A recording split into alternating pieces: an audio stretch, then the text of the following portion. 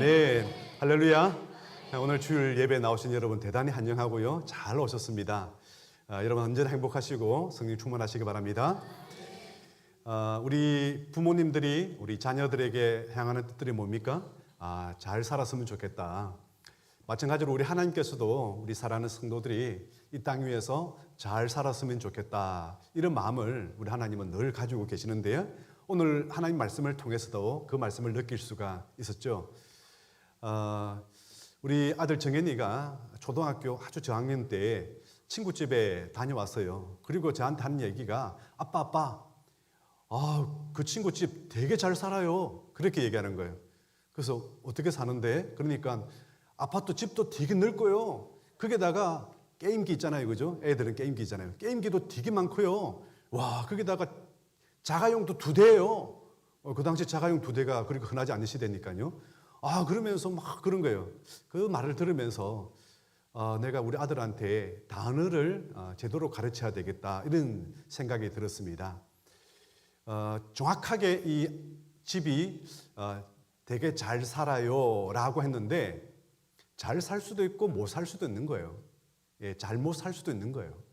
그렇다면 어떻게 표현을 해야 적절한 단어가 될까요? 이 집은 부자예요. 이렇게 표현을 하는 것이 정확하게 맞습니다.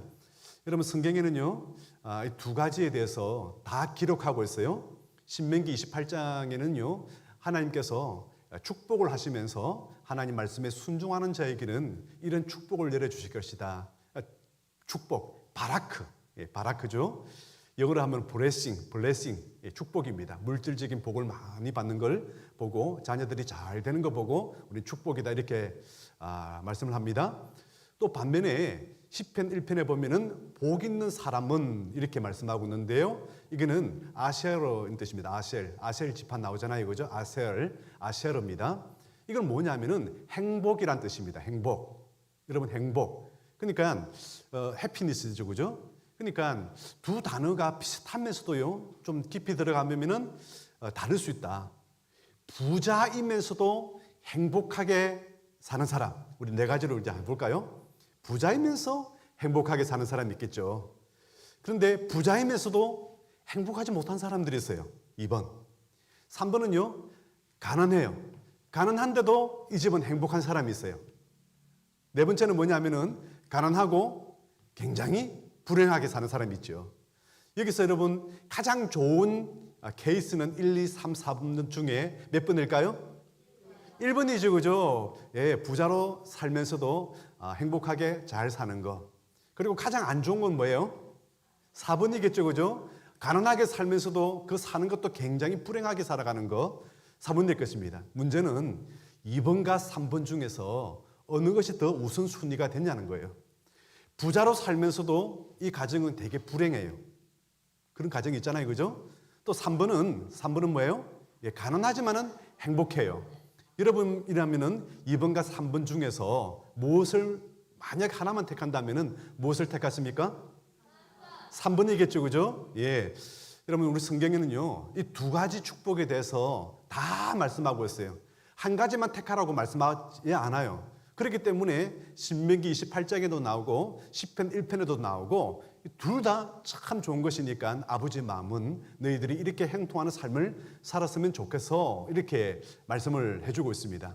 우리가 금도끼, 은도끼, 쇠도끼 얘기 나오는 것처럼 우리는 무엇을 선택해야 될까요? 그러면은 이 축복하고 이 행복 중에서 그렇죠. 둘 다 택해야죠. 금도끼도 주시고 은도끼도 주세요. 이렇게 해야지 이것만 취하겠습니다. 그러면 안 되죠. 그죠? 그래서 우리 하나님께서는 가장 좋은 축복이었던 이 축복, 그러니까 물질적인 복도 받으면서 행복하게 사는 것, 이런 복들을 우리 하나님의 자녀들이 누리며 살아갔으면 좋겠는데 그럼 어떻게 하면 이 복들을 누리고 살아갈 수 있을까? 이 말씀을 오늘 본문에서 우리에게 말씀을 하고요. 이 말씀을 들으면서 여러분 깨달으시는 은혜가 있기를 주 이름 축원합니다. 가장 핵심적인 말씀은요, 바로 10절에 있는데요. 나는 너를 애굽 땅에서 인도하여 낸 여호와 내 하나님이니 내 입을 넓게 열라 내가 채우리라. 우리 전의 성경은 내 입을 크게 열라, 내 입을 넓게 열라, 비슷한 뜻입니다. 그 이전에 우리 하나님은요, 이 말씀부터 먼저 하시는 거예요. 그냥 앞에 말씀을 생략해도 되는데 나는 너희를 애굽 땅에서 인도하여 낸 너의 하나님이다. 이 말씀을 쓰고 있어요. 굉장히 중요한 말씀이죠.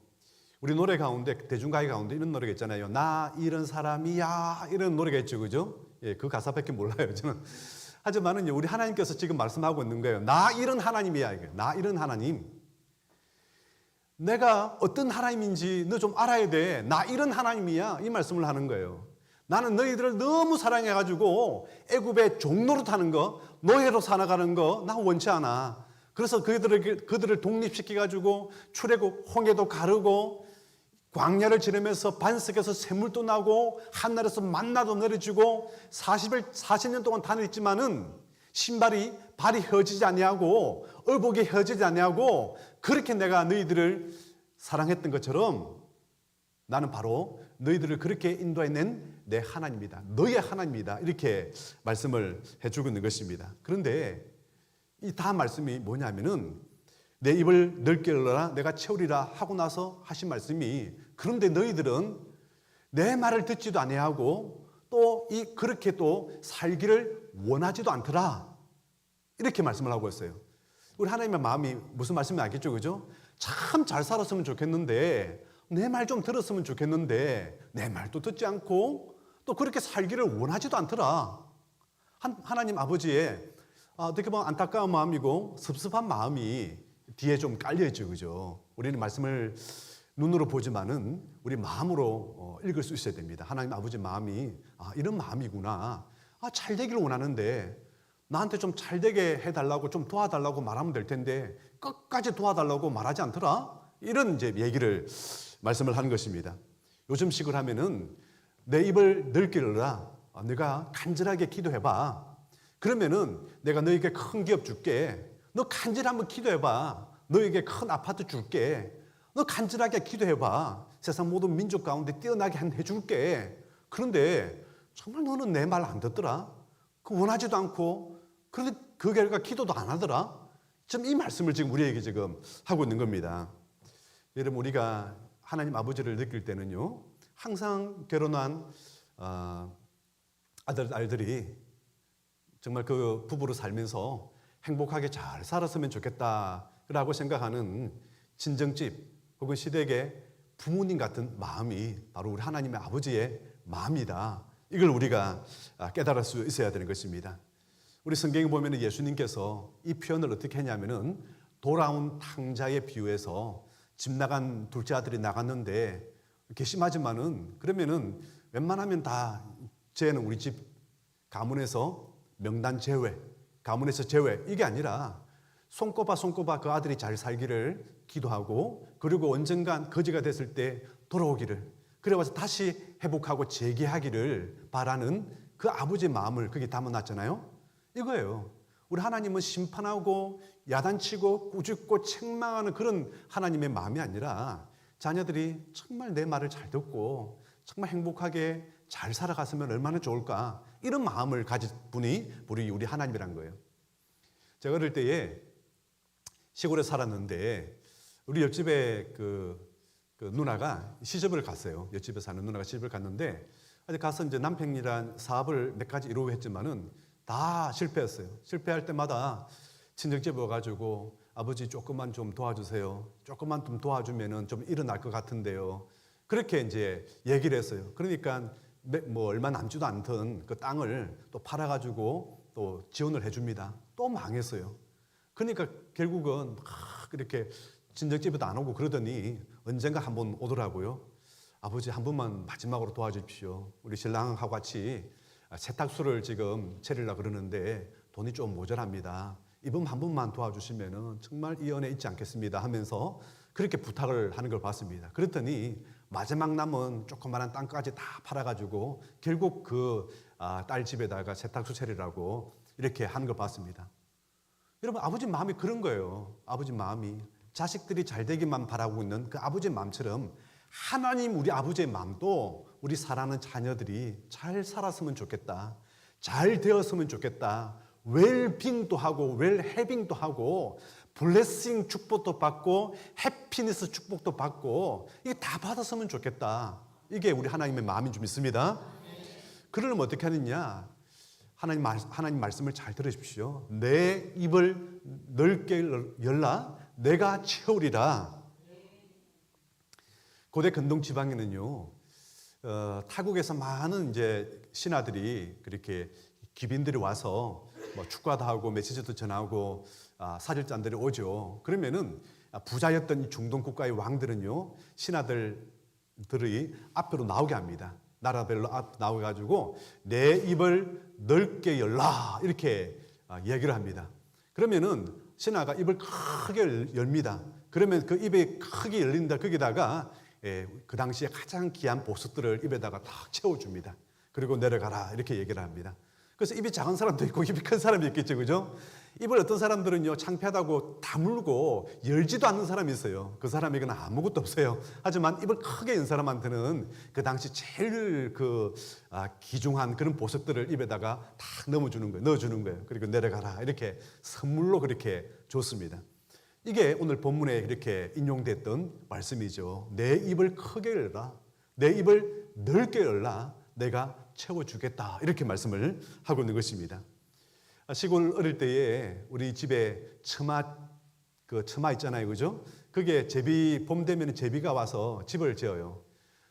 집을 지으면은요, 제비가 막 그냥 계속 날아다니면서 집을 짓고, 그리고 또 새끼를 이제 알을 낳아가지고 새끼가 이제 나오잖아요. 제가 봤어요. 어떻게 하나 봤더니 뭐 이렇게 지렁이 같은 거 막 벌레 잡아가지고 딱 해가지고 순서대로 1번, 2번, 3번, 4번 순서대로 먹이는 게 아니라 어디다가 먹일까요? 입을 제일 크게 쫙 벌린 새끼한테 딱 묻는 거예요. 또 날라왔어요. 그러면 제비가 그래도 기억하고 얘는 먹었으니까 이제 두 번째 먹어야지 이렇게 하지 않고 그 다음 왔는데 또 누구한테 먹일까요? 입을 제일 크게 벌린 애한테. 그러니까 밀려서 입을 작게 벌리는 그런 제비는요 못 먹어요. 그냥 하여튼 이 새끼가 배가 불러가지고 더 이상 입 안 벌릴 때까지 기다려야 되는 거예요. 입을 제일 크게 벌렸던 제비 새끼들만 먹더라고요. 야, 그걸 통해서 야, 그런 거구나. 야, 입을 되게 크게 벌리는 것이 먹고 사는 비결이구나. 이걸 어릴 때부터 생각을 했는데요. 이런 성경은요 이렇게 말씀하고 있어요. 너는 내게 부르짖으라. 내가 내게 응답하겠고 내가 알지 못하는 크고 엄밀한 일, 크고 비밀한 일을 내게 보이리라 이렇게 말씀하고 있습니다. 예레미야 33장 3절 말씀이 저와 여러분에게 응답되기를 주는 축원합니다. 내게 부르짖으라는 거예요. 여러분 일반적으로 그냥 기도할 수도 있지만은 부르짖는 기도는 또 다른 겁니다. 일반적으로 입을 조금 열 수도 있지만은 입을 최대한 크게 여는 것은 입장이 다른 거예요. 제가 비타민 C를 우리 온 가족들이 먹고 있는데요. 먹기 시작할 때는 제가 이전에 안산 동산교회라는 이름을 가진 교회 중에서 전국에서 제일 큰 교회가 안산 동산교회예요. 한 2만 명 정도 이렇게 제적되어 있습니다. 김인중 목사님이 안산 동산고등학교를 세우고 그리고 이제 원로 목사님으로 은퇴했는데 그 무렵에 이제 교회 이렇게 전도 부흥회를 해서 강사로 초대를 했어요. 그리고 나서 식사를 이제 중국집에서 탕수육이랑 이렇게 짬뽕, 짜장면을 먹어가면서 하는데 그분이 계속 뽀시락뽀시락 하더니 뭘 이렇게 먹어요. 그게 뭐냐고 이렇게 물어봤더니 나는 식사하기 전에 이렇게 함께 꼭 비타민 C 1000mg 이거 꼭 먹는다고 그렇게 말씀하는 거예요. 30년 전부터 이왕재 교수님한테 그걸 소개를 듣고 먹었는데 30년 동안에 단 한 번도 감기암 걸리지 않고 몸살은 나지 않고 쓰러지지 않고 병원 한 번 뭐 이렇게 건강 검진 외에 가본 적이 없다 이렇게 이야기를 들었어요. 제가 기가 쏙 들려가지고 나도 이 비타민 C를 먹어야 되겠구나 이렇게 해서 저도 이제 고려원단에서 나왔던 비타민 C를 하나씩 이렇게 먹기 시작했습니다. 그러다 보니까 이제 그 이황재 교수님이 비타민 C 강의를 하면서 이 얘기를 하는 거예요. 평상시에는 비타민 C 1000mg을 먹을 수 있지만은 내 몸이 좀 안 좋다 싶고 감기가 올 것 같다 그런 느낌이 들면은 메가도스라 그러죠. 아주 진한 거, 아주 센 거, 가리비로 됐던 거 비타민 3000mg짜리를 매일 이렇게 먹으라고 이렇게 얘기를 하는 거예요. 그래서 우리 집에는 또 그것도 있습니다. 그래가지고 몸이 좀 안 좋고 그러면은 3,000 mg을 먹는데요. 그런 겁니다. 평상시 먹는 게 있고요. 몸이 좀 안 좋을 때 먹는 게 있어요. 여러분 평상시 기도하는 기도가 있고요. 부르짖으면서 하는 농도가 짙은 그런 기도가 있는 것입니다. 여러분 느헤미야가 동생 하나니를 통해서 고향 예루살렘이 지금 성문은 불이 탔고 성벽은 무너져서 정말 그 예루살렘 성이 완전히 지금 황폐해졌다고 그 소문을 들었습니다. 그래서 느헤미야가 어떻게 했습니까? 수일 동안에 금식을 하면서 회개하면서 하나님 앞에서 부르짖으면서 기도합니다. 그렇게 기도하고 나서 어느 날 갑자기 왕이 부릅니다. 왕의 술 맡은 관원장이었기 때문에 갔죠. 그러니까 왕이 이렇게 얘기하는 거예요. 너 요즘 인상이 안 좋다? 이건요, 자칫 잘못하면 역모다. 이 술에다가 뭘 탈 수도 있잖아요. 굉장히 위험한 발언입니다. 그런데도 그 사이에 잠깐 묵도하고 왕 앞에 그간 일어났던 일에 대해서 얘기하니까 왕이 거기에 감동을 먹고 그래? 그러면 예루살렘을 다시 중건해야 되겠네. 내가 너를 총독으로 내가 파견시킬게. 그리고 그 성을 세우고 하려면은 재정이 많이 들어가잖아. 우리 지금 다스리는 땅의 모든 지역들마다 조달청이 있으니까 너 조달청에 가서 내가 써주는 거 이거 있잖아요. 이거 배워주고 마음껏 청구해서 써라. 얼마나 좋습니까? 그럼 이 은혜가 어디서 시작되는 거예요? 수일 동안에 금식하면서 부르짖고 기도한 결과가 이렇게 은혜로 남게 되는 줄 믿습니다.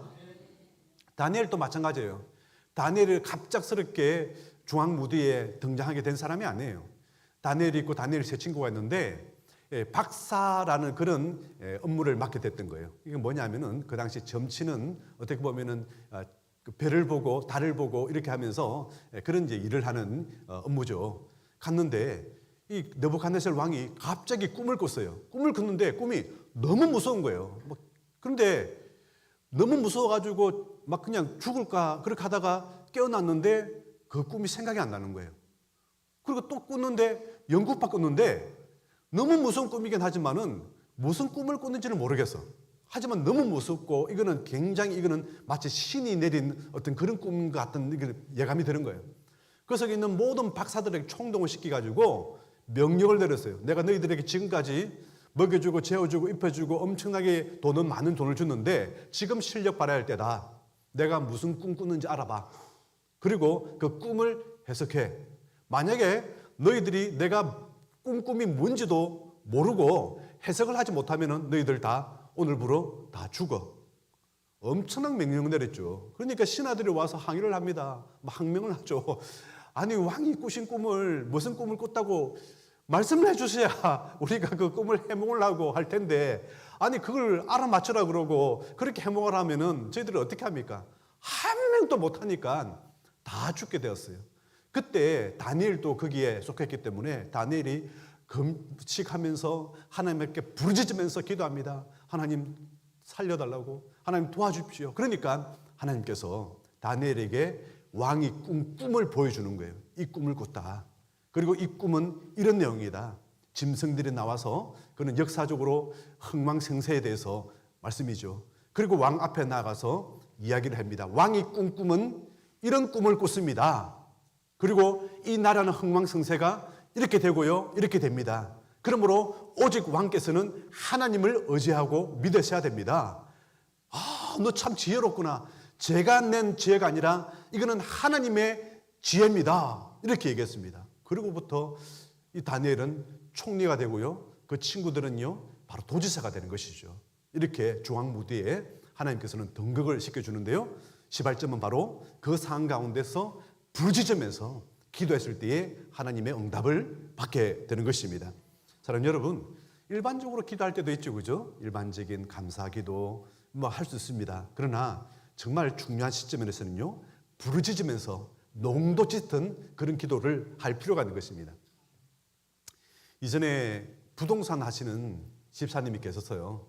제자 훈련을 같이 하게 됐는데 이 집사님이 이야기 들어보니까 부동산 경기가 너무 어렵다는 거예요. 특히 이제 이분은 일반 주택이 아니라 아파트가 아니라 그 공장 대지 같은 이런 큰 이제 땅들을 이렇게 소개하는 그런 이제 부동산이었어요. 몇 달째 한 건에 지금 문의도 안 들어오고 거래가 안 됐다는 거예요. 얼마나 어렵습니까? 그러니까 지금 뭐 그 분위기가 좀 어때요? 부동산 업계 분위기가. 아유, 다 안 좋아요. 그러는 거예요. 그래서 제가 갑자기 이렇게 얘기했습니다. 집사님, 요즘 기도하세요? 예, 기도합니다. 근데 제가 봤을 때 집사님 부르짖으면서 기도하는 거는 저는 한 번도 본 적이 없는 것 같은데요. 그러니까 아유, 뭐 부르짖을 게 뭐 있나요? 다들 어려운 경기니까 이 시기에 잘 지나면 언젠가는 또 이렇게 또 열려지겠죠. 그렇게 일반적인 그런 이야기를 하는 걸 들었습니다. 그래서 제가 뭐라고 했냐면요. 성경 말씀은 너는 내게 부르짖으라. 네가 알지 못하는 크고 은밀한 일을 내게 보이리라 이렇게 말씀했습니다. 집사님 이 상황 가운데서도 다 안 된다고 한 가운데서도 되는 데는 또 돼요. 집사님 부르짖어 보십시오. 하나님께서 지혜도 주실 것이고요. 크고 비밀한 은밀한 일들을 보여주실 것입니다. 그렇게 얘기했더니 정말 하나님께서 이 집사님에게 마음에 감동을 주시는지 그 다음부터는요 부르짖기 시작하는 거예요. 새벽에 나오셔도 부르짖고 밤에 기도에도 나와서 부르짖고 그러더니 큰 삽제를 이렇게 맡겨가지고 거래에 성사하는 그 결과를 봤습니다. 여러분 이런 은혜가 있기를 축원합니다. 기도는요 많은 사람들이 목사님들도 잘 모르는 것 같아요. 기도의 법칙에 대해서. 1만 시간의 법칙이란 게 보통 우리 전문가들 사이에 많이 나오지 않습니까? 영어 공부를 하더라도 1만 시간을 하면은 도가 튄다. 전문가가 될 수 있고 어떤 한 분야에서도 그렇게 1만 시간을 투자하면은 박사가 될 수도 있고 전문가가 될 수 있다. 뭐 그런 이야기들이죠. 정확하게 기도에도 이런 법칙이 성립이 됩니다. 어떤 기도는요 1만 시간을 기도해야 될 기도가 있어요. 어떻게 보면 수십 년 동안 기도해가 응답받는 경우죠. 어떤 사람은요 1,000시간의 법칙이 되고요. 어떤 사람은 100시간의 법칙으로 응답되는 경우가 있습니다. 그런데 기도해가지고 1분씩 기도해요. 그 기도해가지고 어느 시간에 100시간을 채울까요? 그리고 몇 번 기도하고 응답 안 된다. 자꾸 하나님을 도깨비 방망이로만 진리로만 여기는 것 같아요. 한 번 하면 응답 바로 내려주는. 우리 하나님은 그렇게 하질 않으세요. 왜 그런지 아세요? 왜 진이처럼 도깨비 방망이처럼 검 나오라 뚝딱 하면 검이 탁 생겨주면은 와 하나님께 응답 받았다 하고 그걸 잘 믿고 앞으로 더 잘 될 것 같은데 왜 하나님은 그렇게 응답을 안 해주실까요? 왜 그렇다고 여러분 생각하세요? 하나님은 그 기도 응답이 정확하게 일반적으로 한 번만에 하면요 하나님의 기도 응답이라고 믿는 사람은 없어요. 때가 돼서 혹은 내가 잘나서 응답이라 생각했지. 그런데 부르짖었을 때에 응답해 주면 와 내가 진짜 부르짖고 기도했더니 하나님께서 응답해 주셨더라. 하나님의 기도 응답이란 게 확실히 드러나요. 그리고 이게 간증이 되고 하나님께 영광이 되는 거예요. 그래서 하나님은 이 방법을 고수하십니다. 그래서 100시간의 법칙인데 똑같은 예를 들어서 여러분이 간절히 기도하는 사람이다 생각합시다. 새벽 기도 나가지고 30분씩 기도해요. 그럼 100시간을 채우면은 아마 며칠 더 기도해야 된다는 걸 아실 거예요. 그런데 이 보통으로 하면은 그렇게 되는 거예요. 비타민 1000mg이 있고 알로 된 거, 메가도스 가립으로 된 3000mg이 있어요. 부르짖어 기도하면은요, 이 3000짜리예요. 그러면 곱하기 3이 돼요. 와, 3배나 빨리 응답이 될 수 있는 시간이 오는 거구나. 이렇게 된다는 거예요. 여러분, 이게 보통 목사님들이 이 얘기를 안 하더라고요. 그래서 응답이 되는 거예요. 여러분, 간절하게 부르짖으면서도 기도할 수 있는 그런 열매가 있는 은혜가 있기를 주는 축원합니다. 그러면 우리 하나님께서 크고 은밀한 일을 내게 보이리라.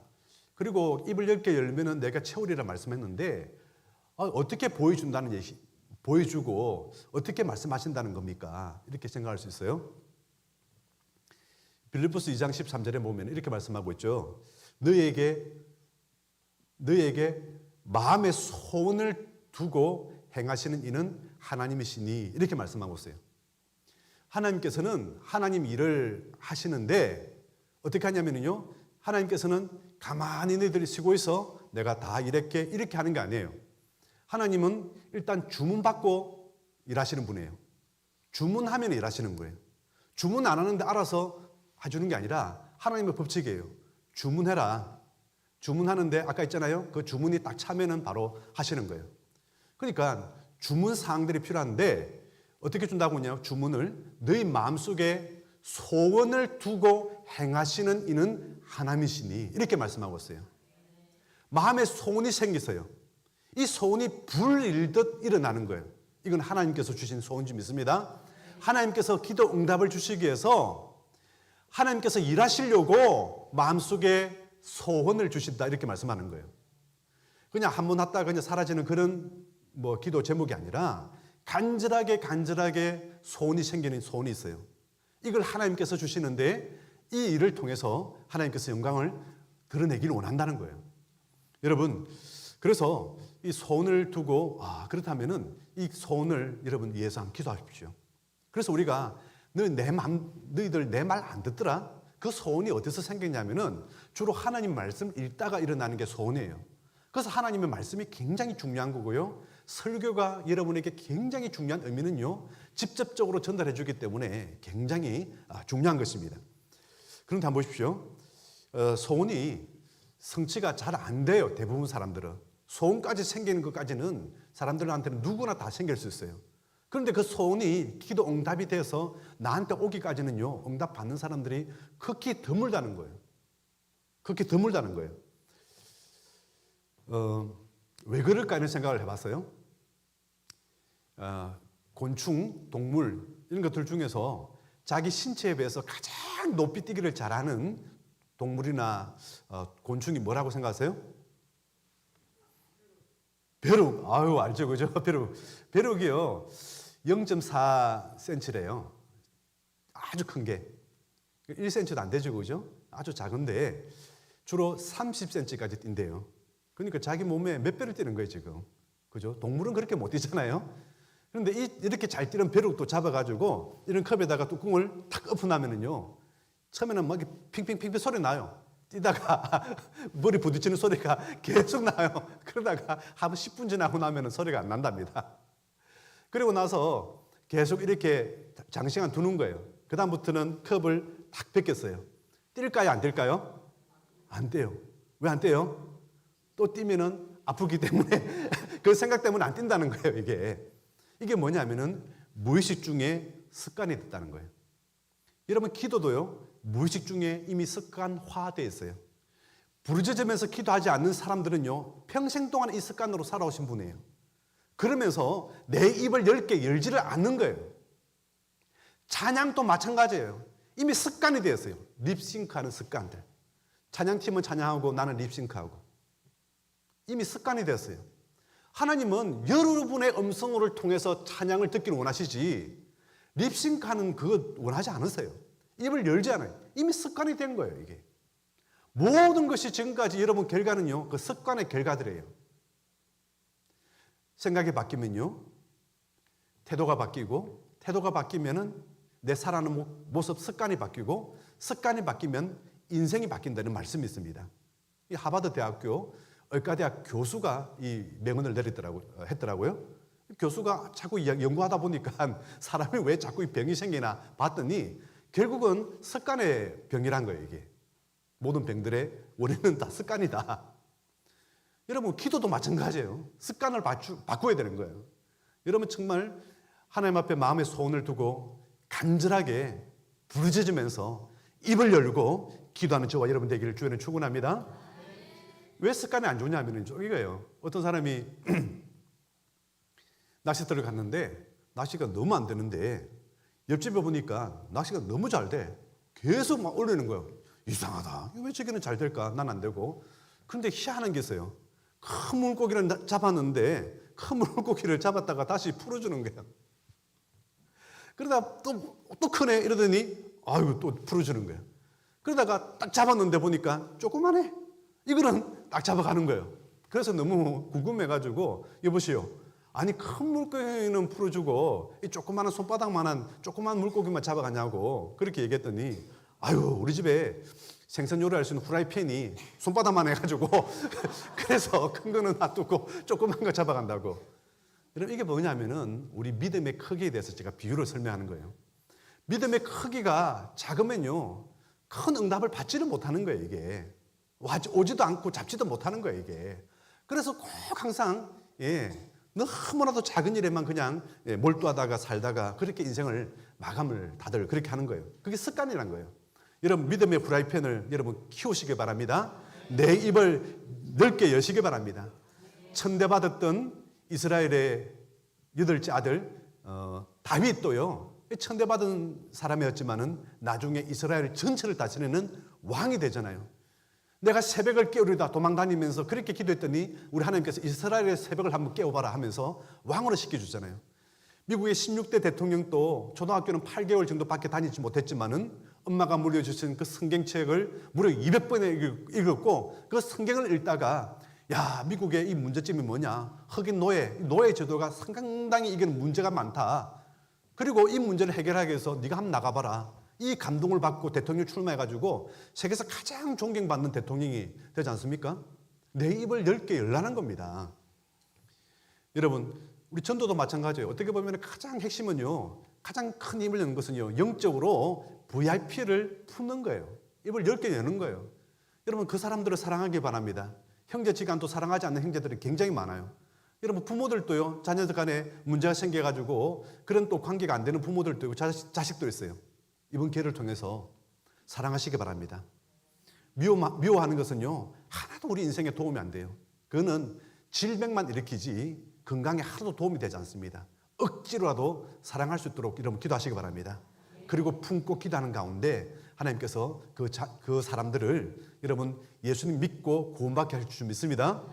이번 명절에 저 조카한테 바로 물어봤어요. 30대 조카한테 기도하면서 가가지고 물어봤습니다. 너 성령으로 거듭났니? 이렇게 물었어요. 아니요. 담대하게 얘기하는 거예요. 아니요. 복음을 전했습니다. 여러분 우리는요 기도하고 능력 받아서 복음을 전해야 될 줄 믿습니다. 우리 하나님 아버지의 마음은요 친정 부모님과 왕과 같다 그랬잖아요. 그죠?